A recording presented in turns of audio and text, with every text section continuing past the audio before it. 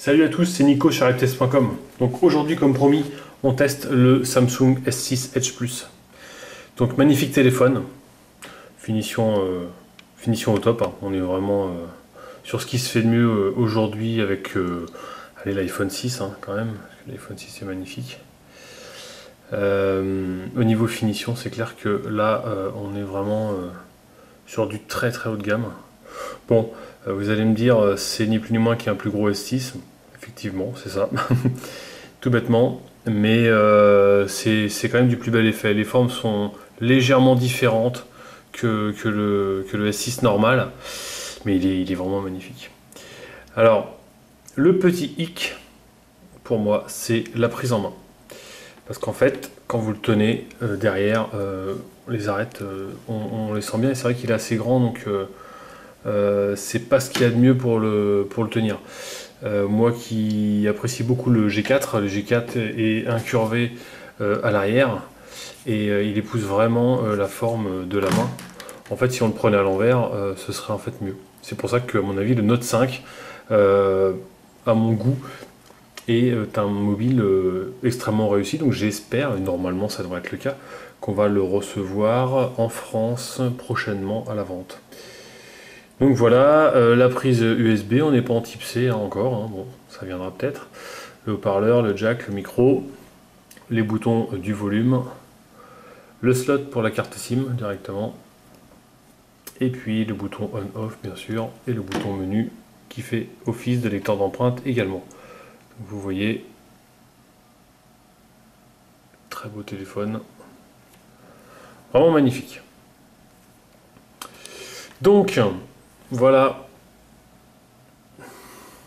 j'ai paramétré mon empreinte. Vous voyez, ça marche très très vite. Autant sur le Note 4, hop, là on pose, boum, hop, ça déverrouille directement. Donc ça c'est vraiment bien, on peut mettre jusqu'à 3 ou 4 empreintes je crois. Donc c'est pas mal parce qu'en fait là le pouce, si jamais il est posé, il faut ce doigt là parce que l'autre, on se casse le poignet un petit peu, donc hop, on paramètre celui-ci également. Quand on le tient de la main gauche, quand on a la main droite qui est occupée, ou si jamais on est gaucher, on peut paramétrer aussi ce pouce là, donc au moins 3 empreintes, c'est quand même bien pratique. Alors les premières choses que j'ai ressenties, c'est tout d'abord lors de l'installation des applications. Là je les ai toutes supprimées quasiment, mais avant j'en ai installé pas loin de 80-85 applications et je les ai enchaînées les unes après les autres. Il les a installées avec une rapidité impressionnante. Au jour d'aujourd'hui, aucun téléphone n'avait installé les applications aussi vite. Donc point fort, les 4 Go de RAM, on les sent vraiment. De ce côté-là, aucun souci. Il y a 4 Go et on sent qu'elles servent vraiment. Donc vous voyez un petit peu, oui. Les traces de doigts, par contre, ça c'est l'inconvénient hein, sur celui-ci et le Note 5 également. Hein.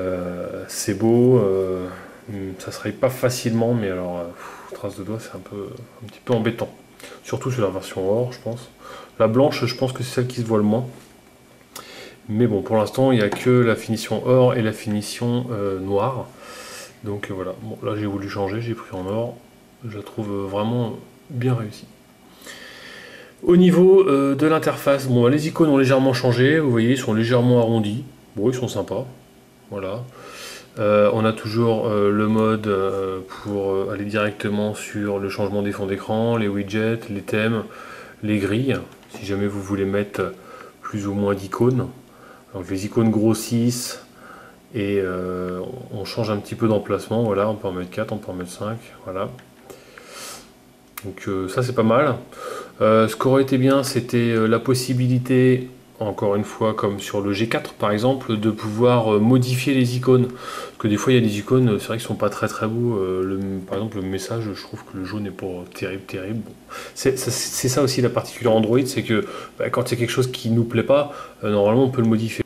Alors vous pouvez donc télécharger des thèmes au cas où, hein, si ça vous plaît pas, vous allez dans les paramètres, vous allez dans thèmes.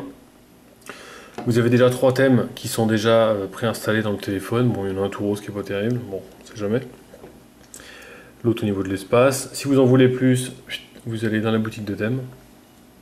Puis là, vous en avez quelques-uns.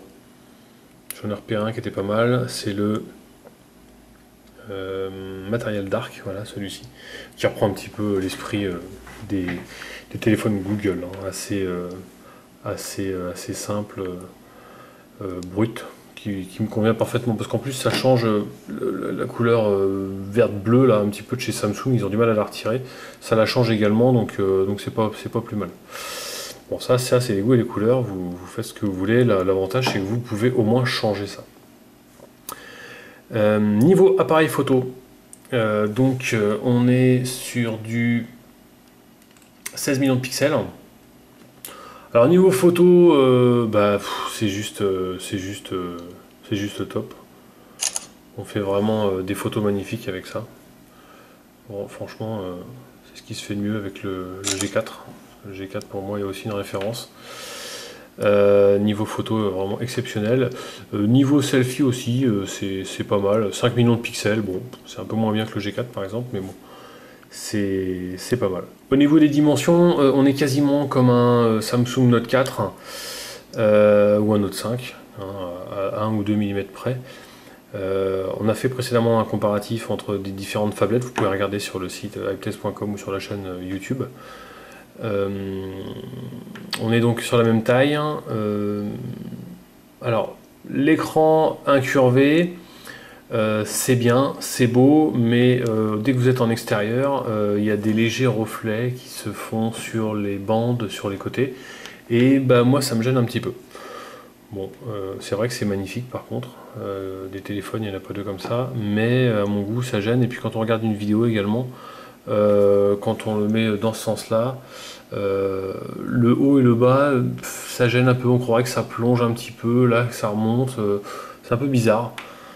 Qu'est-ce que vous pouvez faire d'autre? Dans les paramètres, bon, alors vous avez tous les paramètres habituels de chez Samsung, le NFC, les points d'accès, l'utilisation, des données, alors le son et notification, vous pouvez tout paramétrer directement.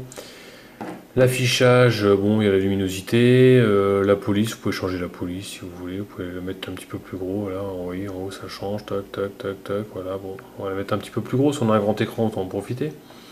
Vous avez le mode écran adaptatif AMOLED, alors, voilà, ça change légèrement les couleurs, ça c'est surtout les AMOLED, hein, vous avez ce réglage-là. Je trouve ça bien, sauf qu'ils auraient dû rajouter, comme il y a sur les Huawei, la température des couleurs qu'on peut régler. Ça éviterait à l'AMOLED d'avoir des blancs qui tirent un petit peu sur le jaune. Voilà, bon, ça c'est ma petite note perso, mais bon, c'est vrai que ce serait bien qu'ils le mettent. Écran latéral, vous pouvez modifier votre fameux écran latéral, puisque ici vous avez un écran latéral que vous dépliez comme ceci. Vous pouvez rentrer tous vos contacts favoris directement, et là toutes vos applications favorites. Voilà, vous pouvez y retourner, etc.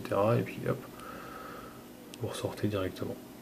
Donc ce fameux écran latéral, on peut le modifier tout du moins son emplacement, parce que effectivement il est tout là-haut, là, faut aller le chercher. Moi j'ai les grandes mains donc ça va, mais ceux qui veulent aller le chercher par ici par exemple, ce serait quand même plus pratique. Donc vous faites par exemple position écran latéral, et puis bah, vous pouvez le déplacer directement. Hop, oui, j'ai reçu un mail.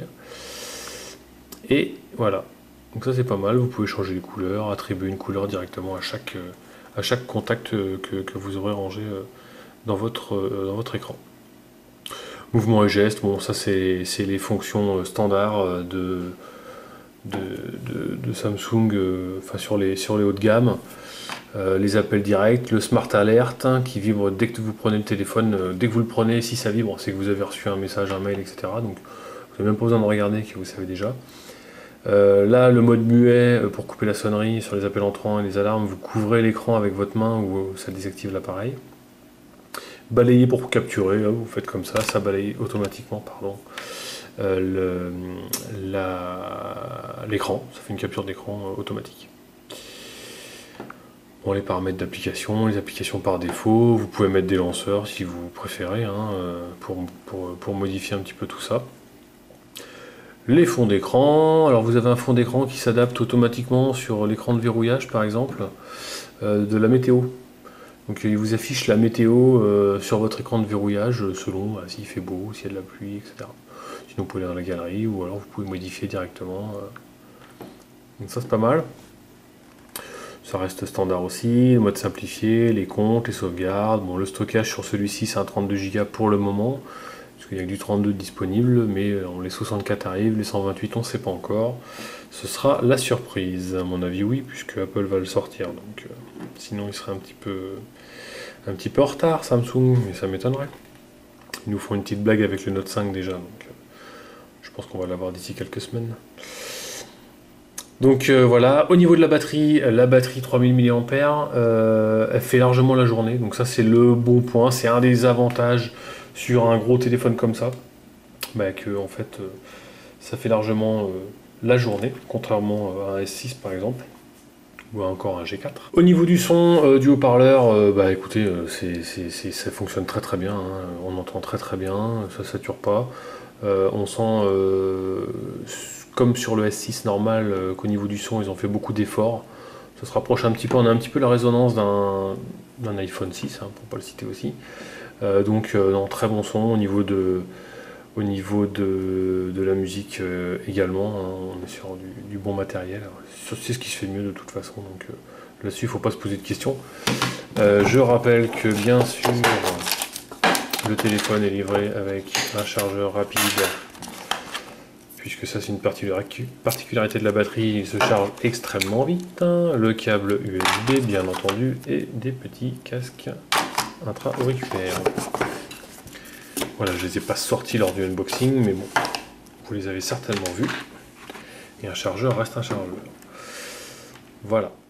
Test Antutu, donc je vous ai fait une petite copie d'écran. Tac. Voilà, donc bah, là on est arrivé en premier, donc ça c'est plutôt pas mal. Et puis on a fait un beau score de 62 628. Donc pour ceux qui connaissent Antutu, c'est du gros score. Voilà, au niveau des photos, bah, les photos qui sont faites ici, je vous les mets tout de suite.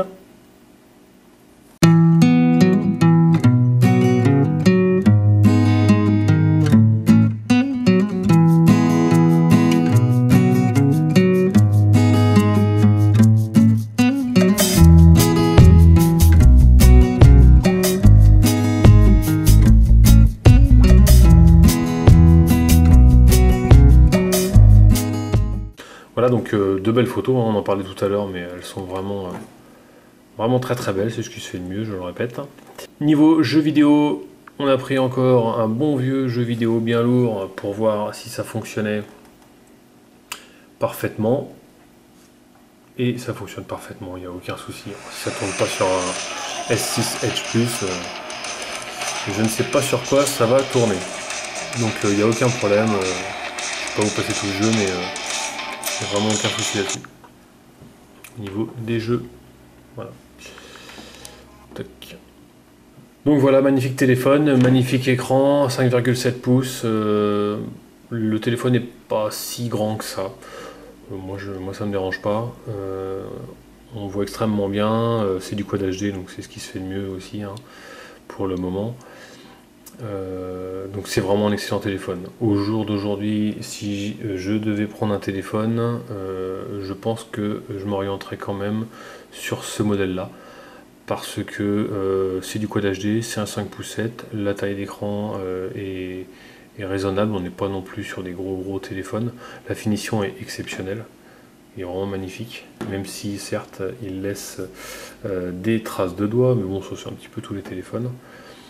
Le lecteur d'empreintes qui est très performant, donc ça j'apprécie beaucoup. C'est vrai que quand il n'y a pas le lecteur d'empreintes, c'est un petit peu embêtant comme sur le G4. Niveau photo, il fait d'excellentes photos, donc voilà. Si je devais vraiment en acheter un maintenant, ce serait celui-ci. Je ne vous dis pas si le Note 5 arrive demain sur le marché, je pense préférer le Note 5. Mais bon, on n'y est pas, on ne l'a pas pour l'instant.